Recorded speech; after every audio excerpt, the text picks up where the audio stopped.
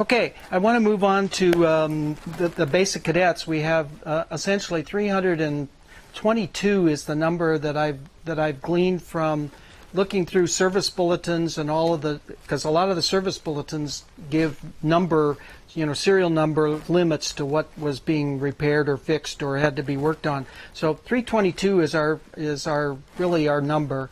Or 320, you could use 320 also just as well, because I don't know about 21 and 22.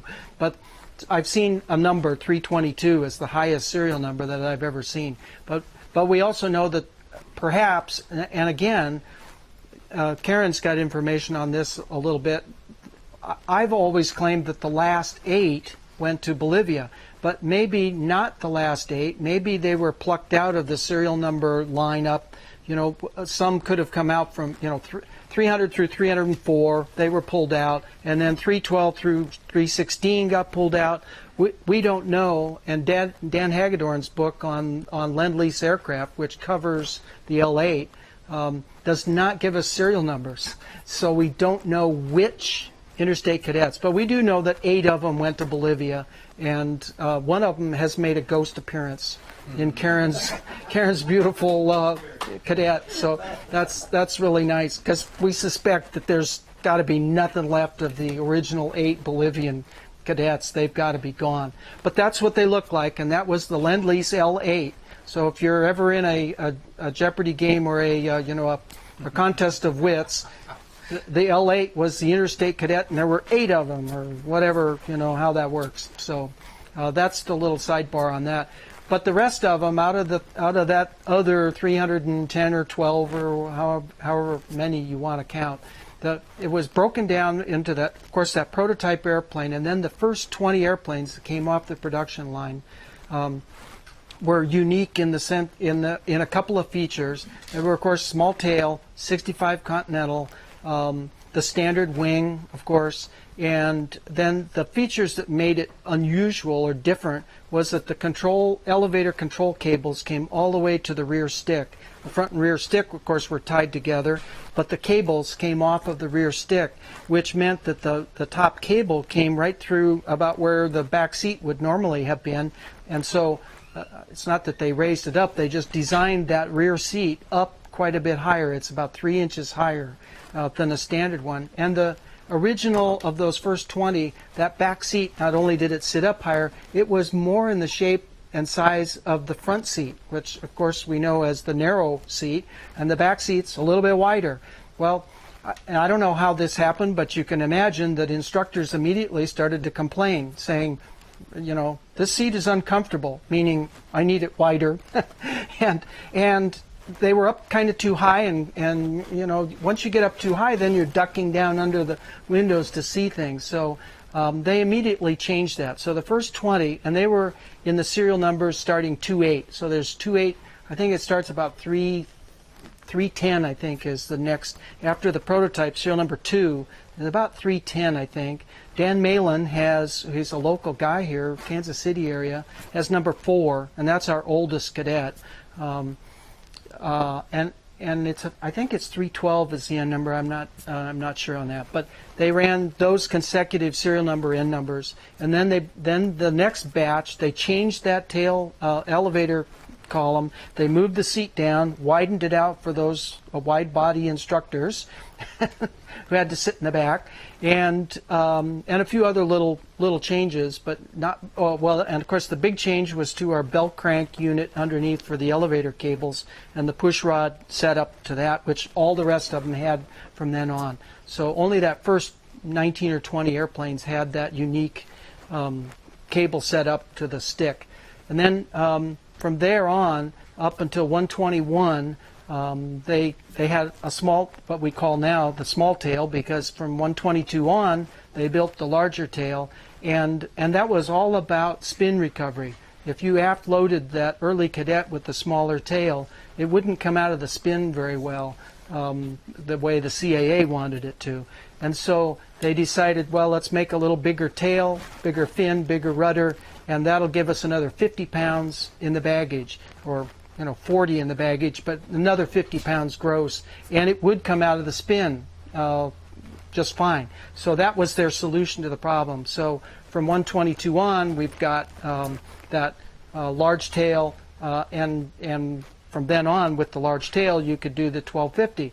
Now, the type certificate and Interstate were at least wise enough to say, if you wanted to convert your small tail airplane to a big tail, then that was fine. Do it with the drawing numbers, and they listed the drawing numbers, and that gave you 50 extra pounds. So a number of our small tail cadets are no longer small tails, they're big tails, but the only way you can detect them is by the N number. So if it's a 28 series airplane, has a big tail, it's an early serial number. It's not, but it's got a 1250 gross. So we're kind of cheating a little bit, crossing lines on distinguishing an early serial number or a late serial number just by the tail. Because now I'd say half of the flying early tail, early model 1200 cadets are now flying with big tails and 1250. So I've converted 2 of them, so I know it happens. But that 50 pounds is nice, because the 1200, there's one airplane that's flying with an 0200, and it's got a small tail, and it's 1200 gross. Well, you can put about half a tank and one light pilot in to get it to gross. And I know they just ignore that and they don't care. They fly it over gross, but it limits it incredibly. So, Dan, you put a big tail on yours. It was a small tail. It's got a big tail now. So that extra 50 pounds is a big thing. So. They told me that's what you should do if you're going to put a bigger motor in it. Yep. Yeah, and if you want the bigger motor, it's a better situation.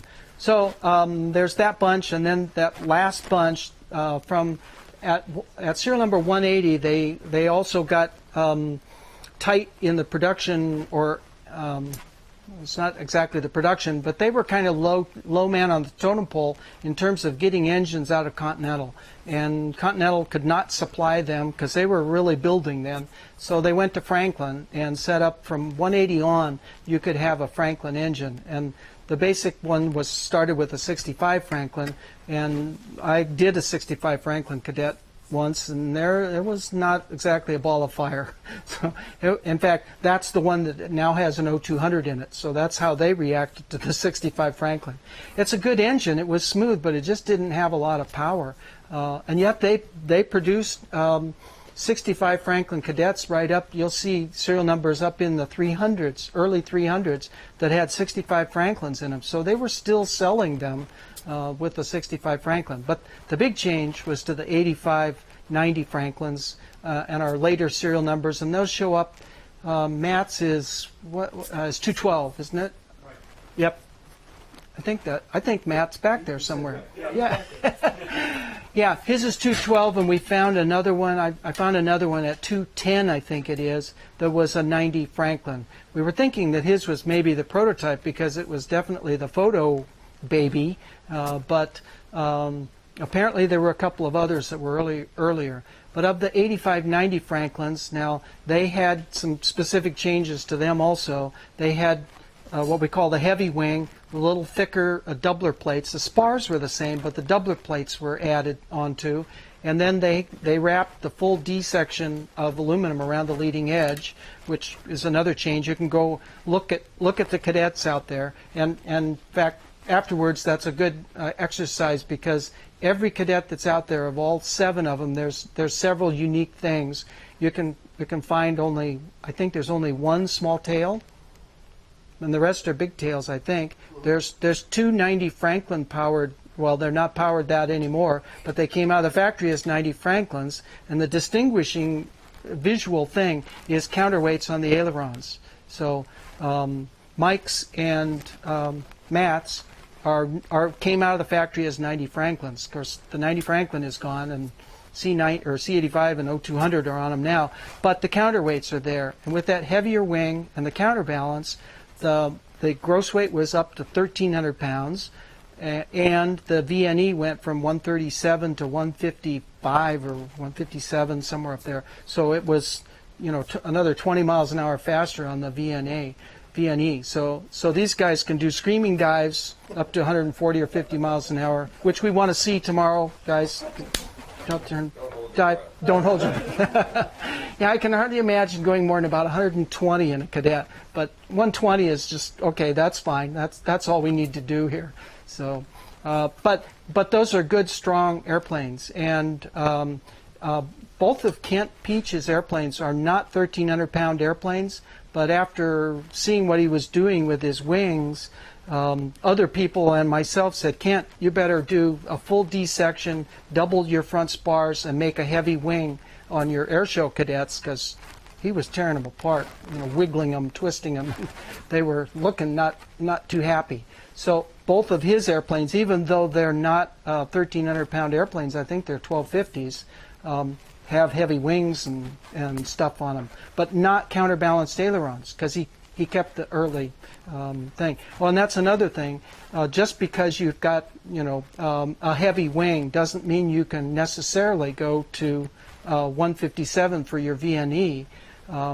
I've seen that written up, and it's wrong, because you've got to have the balanced ailerons to match that up. So anyway, that's a bunch of the identifying features on all of this good stuff, and my sound man is waving his hand. I need to change my chain. Okay. So, 3 points. Maybe I should do the shoot. We get it started pretty fast. Well, I don't know how long it takes him.